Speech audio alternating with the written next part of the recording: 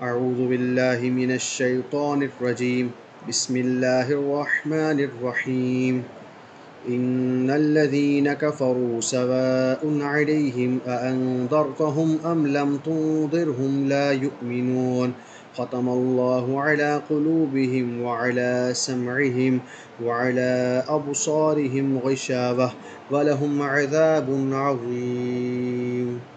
صدق اللہ العظیم۔ یہ سورۃ البقرہ کی 6 اور 7ویں آیت آپ حضرات کے سامنے تلاوت کی گئی ہے۔ گزشتہ 5 آیات میں اللہ تعالیٰ نے مؤمنین متقین یعنی ماننے والوں کا ذکر کیا تھا۔ اب یہاں سے لے کر 20ویں آیت تک اللہ تعالیٰ نہ ماننے والوں کا ذکر کر رہے ہیں۔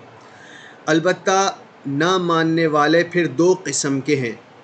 بعض وہ لوگ تھے جنہوں نے کھلے طور پر حضور صلی اللہ علیہ وسلم کی تعلیمات کا، قرآن کا انکار کر دیا اور واضح طور پر مخالفت کرنے لگے، اور بعض وہ لوگ تھے جنہوں نے واضح طور پر تو انکار نہیں کیا، البتہ مسلمانوں کے سامنے تو ماننے کا دعویٰ کرتے تھے، اور جب مسلمانوں کو چھوڑ کر اپنے گروہ میں داخل ہوتے، اپنے لوگوں کے پاس جاتے تو پھر انکار کرتے۔ ان کو اصطلاح میں منافقین کہا جاتا ہے۔ ان 20 آیات پر اگر غور کیا جائے تو اس سے یہ بات سمجھ میں آ جاتی ہے کہ اسلام اور قرآن دنیا کے تمام لوگوں کو 2 گروہوں میں تقسیم کرتا ہے، ایک ماننے والے اور دوسرے نہ ماننے والے۔ یہی اسلام اور قرآن کی تقسیم ہے کہ لوگوں کو اسی بنا پر تقسیم کیا جائے کہ ایمان والے اور ایمان کا انکار کرنے والے۔ اسی کو ہم نے سورۃ الفاتحہ میں بھی ذکر کیا کہ ان لوگوں کے راستے پر چلا جن پر تو نے انعام کیا، یہ ماننے والے تھے۔ غیر المغضوب علیہم ولا الضالین کے راستے سے بچا، یہ لوگ نہ ماننے والے تھے۔ تو یہی تقسیم سورۃ البقرہ میں بھی ہم دیکھ رہے ہیں۔ تو ہم نے جو اپنی طرف سے تقسیمات بنائی ہوئی ہیں، رنگ کے لحاظ سے، نسل کے لحاظ سے، خاندان و قبیلے کے لحاظ سے، زبان کے لحاظ سے، جغرافیائی تقسیم کے لحاظ سے کہ یہ فلاں زبان بولتا ہے، یہ الگ لوگ ہیں، یہ فلاں خاندان کے ہیں، یہ الگ لوگ ہیں، یہ فلاں قبیلے کے ہیں، یہ فلاں قوم کے ہیں، یہ سب الگ لوگ ہیں، ہم الگ لوگ ہیں۔ قرآن اس تقسیم کا قائل نہیں ہے۔ قرآن اور اسلام جس تقسیم کے قائل ہیں وہ ماننے والے اور نہ ماننے والوں کی تقسیم ہے، کہ جتنے لوگ اللہ کو مانتے ہیں، حضور صلی اللہ علیہ وسلم کی تعلیمات کو مانتے ہیں، وہ سب ایک گروہ ہے، وہ سب ایک امت ہیں، چاہے وہ جس زبان کے بھی ہوں، جس رنگ اور نسل کے بھی ہوں، جس خاندان کے بھی ہوں، یہ سب ایک لوگ ہیں۔ اور جو نہیں مانتے، چاہے وہ جس خاندان کے بھی ہوں، جس ملک، جس شہر میں رہنے والے ہوں، یہ سب ایک لوگ، یہ سب ایک گروہ اور ایک قوم ہے۔ اسی کو اللہ سورہ تغابن میں ذکر کرتے ہیں، خلقکم فمنکم کافر ومنکم مؤمن۔ اللہ نے تم سب کو پیدا کیا، وجود دیا، تم میں سے بعض مؤمن ہیں، بعض کافر ہیں۔ یہی قرآن کی تقسیم ہے۔ اسی کو اللہ سورہ مجادلہ میں حزب اللہ اور حزب الشیطان کہتا ہے۔ جو مانتے ہیں وہ سب حزب اللہ کے تحت آتے ہیں، جو نہیں مانتے وہ سب حزب الشیطان کے تحت آتے ہیں۔ لہٰذا ہمیں اسی تقسیم کو قبول کرنا چاہیے اور ماننے والوں کو ایک گروہ تسلیم کرنا چاہیے۔ زبانی بنیاد پر، رنگت کے لحاظ سے، خاندان کے لحاظ سے تقسیم کا انکار کرنا چاہیے۔ تو یہ تو پہلی بات ہو گئی۔ ان 20 آیات پر عمومی طور پر جب ہم غور کرتے ہیں تو اس نتیجے پر بہرحال پہنچ جاتے ہیں۔ اب ان آیات کا میں ترجمہ کرتا ہوں۔ ان الذین کفروا، بے شک وہ لوگ جنہوں نے انکار کیا، کفر اختیار کیا، سواء علیہم، ان پر برابر ہے، انذرتہم، آپ ان کو ڈرائیں، ام لم تنذرہم، یا ان کو آپ نہ ڈرائیں، لا یؤمنون، یہ بہرحال ایمان نہیں لائیں گے۔ ختم اللہ علی قلوبہم، یہ کیوں ایمان نہیں لائیں گے؟ کیونکہ اللہ تعالیٰ نے ان کے دلوں پر مہر لگا دی ہے، وعلی سمعہم، ان کے کانوں پر، ان کی سماعت پر مہر لگا دی ہے، وعلی ابصارہم غشاوہ، ان کی آنکھوں پر پردے پڑے ہوئے ہیں، وَلَهُمْ عَذَابٌ عَظِيمٌ، یہ نہیں مانتے ان کا انجام کیا ہوگا، ان کے لیے بہت عظیم الشان عذاب ہوگا۔ یہ ان آیات کا ترجمہ تھا۔ اب اگر ہم ان آیات کو غور کریں اور ان آیات کو دیکھیں تو سب سے پہلے اللہ نے جن کا ذکر کیا ہے وہ نہ ماننے والے ہیں، یعنی کافرین ہے۔ اب کفر کس کو کہتے ہیں یہ بھی سمجھ لینا چاہیے۔ ہم نے ایمان کی تعریف کی تھی کہ نبی صلی اللہ علیہ وسلم کی تصدیق کرنا ان تمام امور میں، ان تمام باتوں میں جن کو وہ اللہ کی طرف سے لے کر آئے ہیں۔ تو کفر کی تعریف کیا ہوگی؟ ان چیزوں کی تکذیب کر دینا جن کو نبی صلی اللہ علیہ وسلم اللہ کی طرف سے لے کر آئے ہیں۔ لیکن ایمان میں اور کفر میں تھوڑا سا فرق ہے۔ وہ کیا ہے؟ ایمان کے لیے ضروری تھا کہ وہ تمام چیزیں جن کو حضور صلی اللہ علیہ وسلم اللہ کی طرف سے لے کر آئے ہیں ان سب کو ماننا ایمان کے لیے شرط تھا، لازم تھا۔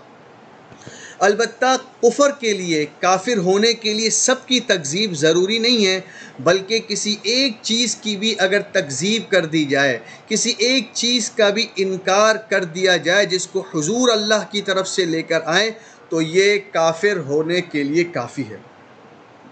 تو اللہ تعالیٰ فرماتے ہیں کہ بے شک وہ لوگ جنہوں نے انکار کر دیا، کفر اختیار کر دیا۔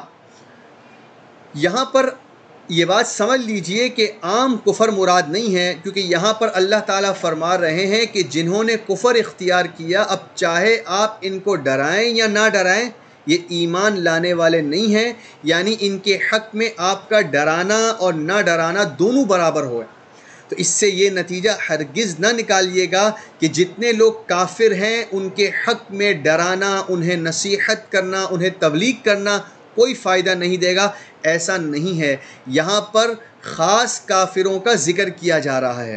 دوسری بات، یہاں پر عام کفر مراد نہیں ہے، بلکہ حضرت ابن عباس رضی اللہ عنہما اس کی تفسیر کرتے ہیں اثبتوا علی الکفر، یہاں وہ کافر مراد ہے جو اپنے کفر پر جم گئے، یعنی جنہوں نے حق کو پہچان لیا، حق کو جان لیا، حضور صلی اللہ علیہ وسلم کو پہچان گئے کہ یہ اللہ کے رسول ہیں، اس کے باوجود حق کو تسلیم کرنے سے، حق کو ماننے سے انکار کر دیا۔ یہاں پر اس طرح کے کافرین مراد ہے۔ ان کے حق میں اللہ تعالیٰ فرماتے ہیں کہ ان کے حق میں آپ کا ڈرانا اور نہ ڈرانا بالکل برابر ہے۔ دیکھیے اس بات کو سمجھ لیجئے کہ اللہ تعالیٰ نے ہر انسان کے اندر حق کو قبول کرنے کی، حق میں غور کرنے کی صلاحیت اور استعداد رکھی ہے۔ جو لوگ سلیم الفطرت ہوتے ہیں وہ جب حق میں غور کرتے ہیں اور حق کے دلائل کو دیکھتے ہیں تو وہ حق کو تسلیم کر لیتے ہیں، کیونکہ اللہ تعالیٰ نے ہر انسان کے اندر حق کو ماننے کی صلاحیت فطرتاً رکھی ہے۔ لیکن جب کوئی شخص کفر میں، مخالفت میں بڑھتا رہتا ہے اور بڑھتا چلا جاتا ہے، حق کو پہچاننے کے باوجود حق کو نہیں مانتا، حق کو تسلیم نہیں کرتا بلکہ اس کی مخالفت پر اتر آتا ہے، ضد، ہٹ دھرمی، عناد، تعصب، تکبر کی وجہ سے وہ حق کو قبول نہیں کرتا، تو وہ استعداد اور وہ صلاحیت جو اللہ نے ہر انسان کے اندر رکھی ہوتی ہے یہ آہستہ آہستہ ختم ہونے لگتی ہے، کمزور ہونے لگتی ہے، اور پھر ایک وقت آتا ہے یہ صلاحیت بالکل ختم ہو جاتی ہے۔ جب یہ صلاحیت حق کو قبول کرنے کی بالکل ختم ہو جاتی ہے تو پھر ایسے لوگ ایمان نہیں لاتے، ایسے لوگ پھر ہدایت کو قبول نہیں کرتے۔ تو اللہ تعالیٰ ایسے ہی کافروں کی خبر دے رہے ہیں کہ جو حق میں اتنے بڑھ گئے، اتنی مخالفت کرنے لگ گئے کہ اب اللہ تعالیٰ یہ آپ کو بتا دیتے ہیں کہ ان کی حق کو قبول کرنے کی استعداد بالکل ختم ہو گئی۔ لا یؤمنون، اب یہ ایمان نہیں لائیں گے۔ جب یہ ایمان نہیں لائیں گے تو ان کو ڈرانا، ان کو نصیحت کرنا، ان کو تبلیغ کرنا اور تبلیغ نہ کرنا بالکل برابر ہو گیا ہے۔ تو اللہ تعالیٰ فرماتے ہیں انذرتہم ام لم تنذرہم لا یؤمنون۔ یہاں انذار کا لفظ ذکر کیا گیا ہے۔ انذار کا لفظ اپنا معنی ڈرانا رکھتا ہے، لیکن یہ عام ڈرانا نہیں ہوتا جیسے چور، ڈاکو یا کوئی اور انسان کو ڈراتا ہے۔ انذار اس ڈرانے کو کہتے ہیں جو شفقت اور رحمت کی وجہ سے ڈرایا جائے، کیونکہ نبی اپنے لوگوں کے لیے، اپنی امت کے لیے ایک درد رکھتا ہے، ایک شفقت رکھتا ہے، تو اس کے ڈرانے کو جو شفقت اور رحمت کی وجہ سے ہو انذار کہا جاتا ہے۔ یہ انبیاء علیہم السلام کا خاص لقب ہے جو اللہ تعالیٰ نے انبیاء علیہم السلام کو دیا ہے کہ یہ منذر ہیں، یہ نذیر ہیں، یہ اپنی امت کو شفقت کی بنا پر ڈراتے ہیں کہ آنے والے مصائب کہیں ان کے سامنے نہ آ جائے، اس سے پہلے ان کو اللہ کی طرف سے ڈر سنا دیتے ہیں۔ اب اللہ تعالیٰ نے خبر دی کہ یہ ایمان نہیں لائیں گے۔ یہ ایمان کیوں نہیں لائیں گے؟ کیونکہ ختم اللہ علی قلوبہم، اللہ تعالیٰ نے ان کے دلوں پر مہر لگا دی، وعلی سمعہم، ان کے کانوں پر مہر لگا دی ہے، اور ان کی آنکھوں پر پردہ پڑ گیا ہے۔ اب یہاں پر یہ بالکل نہ سمجھیے گا کہ چونکہ اللہ نے ان کے دلوں پر مہر لگا دی تھی، ان کی سماعت پر مہر تھی، ان کی بصارت پر پردے تھے، اس وجہ سے انہوں نے حق کو قبول نہیں کیا تو اس میں ان کا کیا قصور ہے؟ ایسا بالکل نہیں ہے۔ انہوں نے پہلے کفر اپنے ارادے سے اختیار کیا، اپنے ارادے سے حق کی مخالفت کی، ضد اور عناد کیا، اس کا نتیجہ یہ ہوا کہ ان کے دلوں پر مخالفت کی وجہ سے مہر لگ گئی۔ اس کا ذکر اللہ تعالیٰ ایک اور جگہ کرتے ہیں، بل طبع اللہ علیہا بکفرہم، ان کے کفر کی وجہ سے، ابتداً اللہ نے کوئی مہر نہیں لگائی تھی کہ پھر یہ حق کو قبول نہیں کر سکیں، بلکہ انہوں نے کفر اختیار کیا، کفر کرتے چلے گئے، اس کفر کے بسبب اللہ تعالیٰ نے ان کے دلوں پر مہر لگا دی۔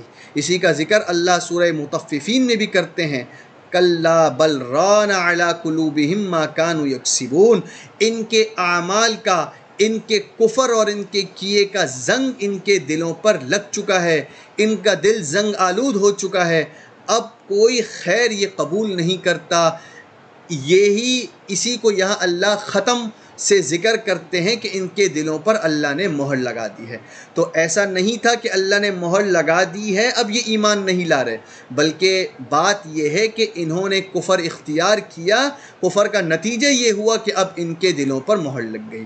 اللہ نے اپنی طرف منسوب اس لیے کیا ہے کیونکہ اللہ تمام افعال کو پیدا کرنے والے ہیں، جو کچھ یہاں ہوتا ہے وہ اللہ کے ارادے اور مشیت سے ہوتا ہے، صرف اور صرف اس وجہ سے اللہ نے اس مہر کی نسبت اپنی طرف کی ہے، ورنہ سراسر قصور ان کا اپنا تھا۔ انہوں نے اپنے اختیار سے کفر اور کفر میں حد درجہ اختیار کیا، جو سبب بن گیا کہ ان کے دلوں پر اب مہر لگ چکی ہے، اب یہ ایمان قبول نہیں کریں گے۔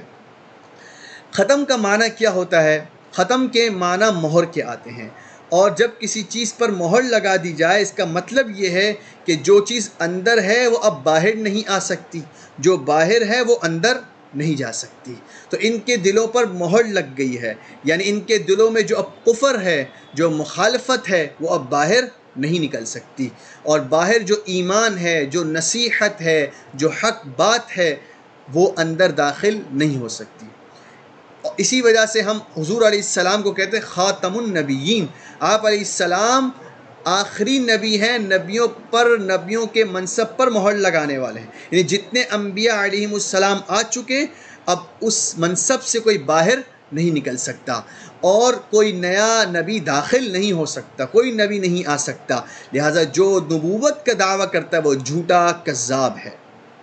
بہرحال یہ ضمناً ایک بات آ گئی، تو اللہ تعالیٰ ان کی خبر دیتے ہیں کہ اب ان کے لیے دردناک عذاب ہی ہوگا جو کفر کا انجام ہے۔ تو بہرحال یہ بات اب بالکل آپ کو واضح ہو جانی چاہیے کہ کفر کا اختیار کرنا ان کا اپنا فعل تھا، اور کفر میں آگے بڑھنا، مخالفت میں بڑھ جانا ان کا اپنا اختیار تھا۔ اس وجہ سے انہوں نے اختیار کرتے چلے گئے تو اللہ نے خبر دی کہ اب یہ ایمان نہیں لائیں گے۔ لیکن بہرحال یہاں پر ایک سوال پیدا ہو جاتا ہے کہ اللہ تعالیٰ نے تقدیر بنائی ہے، اللہ نے ہر چیز کو مقدر کر دیا ہے۔ اب یہاں جو کچھ ہوتا ہے، جو کچھ ہم دیکھ رہے ہیں، جو کچھ رونما ہوتا ہے، جو حوادثات پیش آتے ہیں، یہ سب اللہ کے علم میں ہے، اللہ کے علم کی بنیاد پر ہی یہ سب کچھ ہوتا ہے۔ تو جب اللہ نے اپنی تقدیر میں یہ لکھ دیا تھا کہ یہ کفر اختیار کریں گے، یہ ایمان نہیں لائیں گے، تو ایسا ہی ہونا تھا، اور ایسا ہی ہوا۔ پھر ان کا کیا قصور ہے، ان پر کیوں الزام ہے؟ کیونکہ یہاں تو وہی کچھ ہو رہا ہے جو اللہ نے لکھا تھا۔ تو بہرحال اس سے تقدیر کا مسئلہ سامنے آتا ہے۔ میں کچھ اس کی وضاحت آپ کے سامنے آسان انداز میں پیش کرنے کی کوشش کرتا ہوں۔ دیکھیے، سب سے پہلے سمجھنا چاہیے تقدیر کس کو کہتے ہیں۔ تقدیر کا معنی ڈکشنری میں، لغت کے اندر ہے اندازہ کرنا۔ تو ہم کہتے ہیں کہ اللہ نے سب کچھ مقدر کر دیا ہے، یعنی اللہ نے اپنے کامل، مکمل، اتم اندازے کی بنیاد پر جو کچھ اس دنیا میں، اس کائنات میں ہونے والا تھا، جتنے لوگ پیدا ہونے والے تھے، جو کچھ وہ کرنے والے تھے، اللہ تعالیٰ نے سب کچھ پہلے سے لکھ دیا ہے۔ اب جو کچھ اس کائنات میں ہو رہا ہے وہ سب اسی لکھے ہوئے کی طرح ہو رہا ہے۔ اس کی مثال آپ یوں سمجھیے کہ ایک بلڈر جب کوئی بلڈنگ بنانے کا ارادہ کرتا ہے تو پہلے وہ نقشہ تعمیر کرتا ہے، وہ نقشہ بنواتا ہے، اسے پاس کرواتا ہے، پھر اسی نقشے کو دیکھ کر بلڈنگ کو کھڑا کرتا ہے۔ اسی طرح اللہ تعالیٰ نے جب اس کائنات کو تعمیر کرنا چاہا، اس دنیا کو وجود دینا چاہا، تو اللہ تعالیٰ نے ایک نقشہ اس پوری دنیا کا بنایا کہ اس طرح یہ دنیا بنے گی، اس طرح کے لوگ اس میں ہوں گے۔ اسی نقشے کو ہم تقدیر کہتے ہیں۔ تو وہ جو نقشہ اللہ نے اپنے کامل اندازے کی بنیاد پر بنایا، اور جو کچھ آج ہو رہا ہے وہ اسی اندازے کامل کا سا ہو رہا ہے جو اللہ نے لکھ دیا ہے، اسی کو ہم تقدیر کہتے ہیں۔ اب یہاں یہ سوال ہوتا ہے کہ جب سب کچھ اللہ نے لکھ دیا ہے، جب سب کچھ اللہ کے علم میں تھا، تو انسان تو مجبور ہو گیا، کیونکہ انسان کو تو اب وہی کچھ کرنا ہے جو اللہ نے لکھ دیا ہے، اس سے بندہ سر منہ انحراف نہیں کر سکتا۔ تو اس سے تو لازم آیا کہ ہم جو کچھ کر رہے ہیں وہ اس وجہ سے کر رہے ہیں کہ وہ لکھا ہوا ہے، یعنی ہمارا اپنا کوئی فعل اپنے اختیار سے نہیں ہے، بلکہ ہم ان افعال کو کرنے پر مجبور ہیں جو اللہ نے اپنی تقدیر میں لکھ رکھا ہے۔ تو ایسا بالکل نہیں ہے، انسان بالکل مجبور نہیں ہے، کیونکہ یہ اللہ کی شان عدل سے بعید ہے کہ اللہ انسان کو مجبور کر دے کام کرنے پر اور پھر اس کو سزا دے اور آخرت میں اس کا مواخذہ کرے۔ تو ہمیں یہاں پر سب سے پہلے یہ بات ثابت کرنی ہے، کیا اللہ کی تقدیر لکھ دینے کے بعد انسان کو اختیار دیا گیا ہے یا نہیں؟ تو اس کا جواب ہے کہ ہاں، انسان کو اختیار دیا گیا ہے۔ اللہ تعالیٰ نے اگرچہ تقدیر اپنے علم کی بنیاد پر لکھ رکھی ہے، لیکن اس کے باوجود انسان کو اختیارات اس دنیا کے اندر دیے گئے ہیں، اور انسان اپنے اختیارات سے ہی عمل کرتا ہے۔ اسی اختیار کی وجہ سے انسان کو شریعت کا مکلف بنایا گیا ہے، اسی اختیار کی بنا پر بھلائی اور برائی اس کی طرف منسوب کی جاتی ہے کہ فلاں نے اچھا کام کیا، فلاں نے برا کام کیا۔ اسی اختیار کی وجہ سے یہ سزا اور جزا کا بھی مستحق ہوتا ہے۔ تو میں نے یہ بات کہی کہ انسان کو اختیار دیا گیا ہے، اور انسان کے افعال جو کچھ وہ کرتا ہے وہ اپنے اختیار سے کرتا ہے۔ میں اس کی چند مثالیں آپ کے سامنے پیش کرتا ہوں۔ ایک انسان کسی کو قتل کر دیتا ہے۔ جب انسان کسی کو قتل کرتا ہے تو ہم اس بات کو تسلیم کرتے ہیں کہ جو اس نے قتل کیا ہے وہ اللہ نے پہلے سے لکھ رکھا تھا، یہ مقدر تھا کہ یہ قتل کرے گا، لیکن قتل اس آدمی نے اپنے اختیار سے کیا ہے، اس لیے قاتل اسی شخص کو کہتے ہیں۔ کوئی یہ نہیں کہہ سکتا کہ اللہ نے اس بندے کو مارا ہے، بلکہ یہی کہا جائے گا کہ اس قاتل نے اس فلاں کو قتل کیا ہے۔ اور اگر آپ دنیاوی قانون دیکھیں، اگر یہ قاتل قانون کے آگے یہ عذر پیش کرے کہ میں کیا کر سکتا تھا، میں تو مجبور تھا، اللہ نے اسی طرح لکھا تھا کہ میں فلاں آدمی کو قتل کروں گا، سو میں نے کر دیا، لہٰذا مجھے کیوں پکڑا جا رہا ہے؟ تو آپ بتائیں کیا دنیاوی قانون اس عذر کو تسلیم کرے گا؟ کیا اس بنا پر اس کو چھوڑ دے گا کہ چونکہ اللہ نے یہ لکھ رکھا تھا اس وجہ سے اس نے قتل کیا ہے؟ بلکہ قانون اس کو پکڑے گا اور اس کو مجرم اور قاتل قرار دے گا، کیونکہ قانون بھی اس بات کو سمجھتا ہے کہ اس قاتل نے اپنے ارادے سے قتل کیا ہے۔ اسی طرح ایک اور مثال آپ سمجھیے، ایک آدمی زہر کھاتا ہے، تو زہر کھاتا ہے اور چونکہ یہ مقدر تھا، اللہ نے پہلے سے لکھ دیا تھا کہ فلاں آدمی زہر کھائے گا اور مر جائے گا، تو کیا اس بنا پر کہ یہ مقدر تھا، اللہ نے لکھ رکھا تھا، کوئی یہ کہہ سکتا ہے کہ اللہ نے اس کو مار دیا؟ ہاں، بے شک ہر کام اللہ کے حکم سے ہوتا ہے، لیکن یہاں یہی کہا جائے گا کہ اس نے اپنے اختیار سے زہر کو استعمال کیا، اور چونکہ زہر کے اندر اللہ نے یہ تاثیر، یہ خاصیت رکھی ہے کہ جو اس زہر کو استعمال کرے گا وہ موت حاصل کرے گا، وہ مر جائے گا۔ اسی طرح اب آپ کفر کو سمجھیے، کوئی آدمی کفر اختیار کرتا ہے، تو اگرچہ یہ مقدر تھا کہ فلاں آدمی کفر اختیار کرے گا اور کفر پر ہی اس کا انتقال ہوگا، یہ سب کچھ مقدر تھا، لیکن کفر اس نے اپنے اختیار سے کیا ہے۔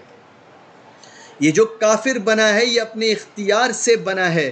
یہاں پر ہم یہ نہیں کہہ سکتے کہ اللہ نے اس کو کافر بنایا ہے، لیکن یہ بات بہرحال مسلم ہے کہ اللہ نے سب کچھ مقدر کیا ہے، لیکن جس طرح قاتل کا قتل ہم تقدیر کے اوپر نہیں ڈال سکتے، اور جس طرح دنیاوی قانون اس بات کو تسلیم نہیں کرتا کہ قتل اس بنیاد پر تھا کہ مقدر ہوا تھا، اسی طرح اخروی قانون بھی یہی کہے گا کہ کفر تم نے اپنے اختیار سے کیا تھا، جو کچھ تم نے کیا وہ اپنے اختیار سے کیا تھا۔ وہاں پر بھی یہ عذر نہیں قابل قبول ہوگا کہ کیونکہ آپ نے مقدر کیا تھا اس لیے میں نے کفر اختیار کیا۔ اخروی قانون بھی مجرم اسی کافر کو کہے گا جس نے اپنے اختیار سے کفر کو اختیار کیا ہے۔ تو اس سے یہ بات سمجھ آ گئی کہ بندے کے افعال اپنے اختیار سے ہوتے ہیں۔ میں اور تھوڑی وضاحت اس کی کر دیتا ہوں۔ دیکھیں، آپ نے دیکھا ہوگا کہ بعض لوگ بیماری کی وجہ سے ہاتھ ان کے حرکت کرتے ہیں، جس کو ہم رعشہ کہتے ہیں، تو اب ان کے ہاتھوں کا حرکت کرنا یہ اپنے اختیار سے نہیں ہوتا، اس کو سب تسلیم کرتے ہیں یہ غیر اختیاری فعل ہے۔ اور انسان جو اپنے ہاتھوں کو حرکت دیتے، یہ جو میں اپنے ہاتھوں کو حرکت دے رہا ہوں یہ اپنے اختیار سے دے رہا ہوں، خدا نہ خواستہ یہ رعشہ کی بیماری کی بنیاد پر نہیں ہے۔ تو اس سے سمجھ میں آتا ہے کہ انسان کے چند افعال اختیاری ہوتے ہیں، چند افعال غیر اختیاری ہوتے ہیں۔ تو معلوم ہوا کہ انسان کو اختیار اللہ نے دے رکھا ہے، اگرچہ سب کچھ مقدر ہے۔ میں اور اس کی وضاحت کرتا ہوں۔ آپ نے دیکھا ہوگا کہ جب آپ سے کوئی اچھا کام ہوتا ہے، جب کوئی نیکی آپ کرتے ہیں، جب کوئی خیر کا کام آپ کرتے ہیں تو آپ خوش ہو جاتے ہیں۔ تو یہ خوش ہونا دلیل ہے اس بات کی کہ آپ نے یہ فعل اپنے اختیار سے کیا تھا۔ گویا آپ کا ضمیر جو اندر سے اس نیکی کی بنیاد پر خوش ہو رہا ہے، اس کا اثر آپ کے چہرے پر ظاہر ہو رہا ہے، تو آپ کا ضمیر بھی اس بات کو سمجھتا ہے کہ یہ سب کچھ جو کیا جا رہا ہے وہ اپنے اختیار سے کیا جا رہا ہے۔ اگر آپ مجبور ہوتے، یعنی بس کرنا ہی کرنا ہے چونکہ لکھا ہوا ہے، تو پھر خوشی کس بات کی ہے؟ خوشی تو اسی بات کی تھی کہ میں نے چونکہ اپنے اختیار سے یہ اچھا کام کیا تو مجھے اس کی خوشی ہو رہی ہے۔ اسی طرح جب کوئی برا کام انسان سے سرزد ہو جاتا ہے تو وہ غمگین ہو جاتا ہے، وہ نادم اور پشیمان ہوتا ہے، اللہ سے توبہ کرتا ہے، کیونکہ وہ اس بات کو سمجھتا ہے کہ یہ کام میں نے اپنے اختیار سے کیا تھا، یہ برائی جو مجھ سے ہوئی ہے یہ میرا اپنا فعل تھا، اس وجہ سے تو وہ توبہ کرتا ہے۔ ورنہ وہ یہ کہہ دیتا کہ میں نے یہ گناہ اس لیے کیا کیونکہ اللہ نے لکھ رکھا تھا، اس میں میرا کیا قصور ہے، میں کیوں توبہ کروں؟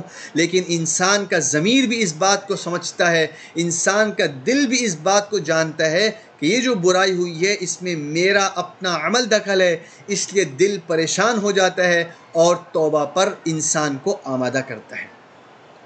تو اس بات سے ثابت ہو گیا کہ اگرچہ اللہ نے اس کائنات کا پورا نقشہ تیار کر رکھا ہے، اس کے باوجود انسان کو مجبور محض نہیں بنایا کہ اس کو کوئی اختیار نہیں دیا ہو، بلکہ اللہ نے انسان کو اختیارات دیے ہیں جس کی بنیاد پر انسان اس دنیا میں عمل کرتا ہے اور آخرت میں جزا اور سزا کا اسی وجہ سے یہ مستحق بھی ہوگا۔ اب آخری بات جو میں آپ کو سمجھانا چاہتا ہوں وہ یہ ہے کہ اللہ کے علم اور اللہ کی تقدیر کی بنا پر انسان کا اختیار زائل نہیں ہوتا، یعنی اسی بات کی کچھ مزید وضاحت ہے۔ ہم سب اس بات کا عقیدہ رکھتے ہیں کہ اللہ تعالیٰ اس کائنات میں جو کچھ کر رہے ہیں، جو کچھ اللہ نے کیا، جو کچھ آگے کریں گے، وہ سب اللہ اپنے اختیار سے کرتے ہیں۔ اور یہ بھی ہم جانتے ہیں کہ اللہ نے ازل میں ہی سب کچھ لکھ رکھا ہے، تو اللہ تعالیٰ کو ازل سے یہ بھی علم تھا کہ میں بعد میں جا کر یہ کام کرنے والا ہوں، میں فلاں کو یہ دوں گا، فلاں سے یہ لے لوں گا۔ تو ازل میں ہی، ابتدا سے ہی اللہ کو اپنے افعال کا بھی علم تھا۔ کیا اس بنیاد پر ہم یہ کہہ سکتے ہیں کہ چونکہ اللہ کو اپنے افعال کا پہلے سے علم تھا، اب اللہ اپنے افعال کو، اپنے کام کو کرنے پر مجبور ہو گیا ہے؟ بالکل ایسا نہیں ہے۔ ہم اس بات کا بھی عقیدہ رکھتے ہیں کہ اللہ کو اپنے تمام افعال کا ابتدا سے ہی علم تھا، اس کے باوجود ہم اس بات کا عقیدہ رکھتے ہیں کہ اللہ مجبور نہیں ہے، اللہ اپنے افعال کو اپنے کامل اختیار کی بنیاد پر کرتا ہے۔ اسی طرح آپ انسان کا عمل اور انسان کا فعل بھی سمجھیے۔ میں آپ کو اس کی ایک مثال دیتا ہوں۔ میں کہتا ہوں کہ کل 11 بجے فلاں شخص مجھ سے ملنے آئے گا، یعنی میں نے اپنے علم کی بنیاد پر کچھ قرائن کو دیکھتے ہوئے یہ بات کہی، یہ دعویٰ کیا کہ تم یہ دیکھ لینا کل 11 بجے فلاں آدمی میرے پاس ہوگا۔ تو میرے اس علم کی بنیاد پر کیا وہ فلاں آدمی مجبور ہو گیا؟ ایسا بالکل نہیں ہے۔ وہ فلاں آدمی اپنے اختیار سے میرے پاس 11 بجے پہنچے گا، لیکن مجھے اس بات کا علم پہلے سے تھا کہ فلاں آدمی میرے پاس آئے گا۔ تو میرے اس علم کی، میرے اس اندازے کی وجہ سے کہ فلاں آدمی میرے پاس آئے گا، یہ فلاں آدمی کو مجبور نہیں کر دیتا کہ اب اسے آنا ہی آنا ہے، بلکہ آئے گا وہ اپنے اختیار سے، لیکن مجھے اس کا پہلے سے علم ہو گیا۔ اسی طرح آپ نے بعض لوگوں کو دیکھا ہوگا، میں نے تو دیکھا ہے، اس لیے یہ مثال آپ کے سامنے پیش کر رہا ہوں کہ بعض لوگ کارڈز کے بہت ماہرین ہوتے ہیں اور چند اس کی ٹرکس رکھتے ہیں۔ تو اب اگر ایک کارڈ کا کھیلنے والا اور ماہر جو ٹرکس کو جانتا ہے، وہ آپ کے سامنے کارڈز رکھتا ہے اور کہتا ہے کہ میں نے ایک کارڈ سوچ رکھا ہے اور میں دعویٰ کرتا ہوں تم یہی کارڈ اٹھاؤ گے، میں نے اے ڈائمنڈ سوچا ہے اور تم یہی اٹھاؤ گے، تو میرے اس علم کی وجہ سے کیا وہ کارڈ کے چوز کرنے میں، ان کارڈز میں سے پک کرنے میں وہ مجبور ہو گیا؟ ایسا بالکل نہیں ہے۔ میں نے اپنے ٹرک کی بنیاد پر اندازہ لگا دیا کہ یہ اے ڈائمنڈ اٹھائے گا، لیکن میرے اس اندازے کی وجہ سے وہ مجبور نہیں ہوا، وہ تمام کارڈز میں سے اپنے ارادے سے، اپنے اختیار سے ایک کارڈ نکالے گا، لیکن میں نے پہلے سے بتا دیا کہ تم اے ڈائمنڈ نکالو گے۔ تو میرے اس علم کی بنیاد پر جس طرح وہ مجبور نہیں ہوا، اسی طرح آپ سمجھ لیجئے کہ اللہ کے علم کامل کی بنیاد پر، اللہ کی تقدیر کی بنیاد پر کہ اللہ نے سب کچھ لکھ رکھا ہے، انسان مجبور نہیں ہو جاتا، بلکہ انسان جو کچھ اس دنیا میں کرتا ہے اپنے اختیار سے کرتا ہے، اپنے ارادے سے کرتا ہے، لہٰذا اس کو ہرگز یہ حق نہیں پہنچتا کہ وہ اپنے برے افعال کو، وہ اپنے کفر کو، وہ اپنی معصیت کو خدا کی طرف منسوب کرے، خدا کی تقدیر پر اعتراض کرے۔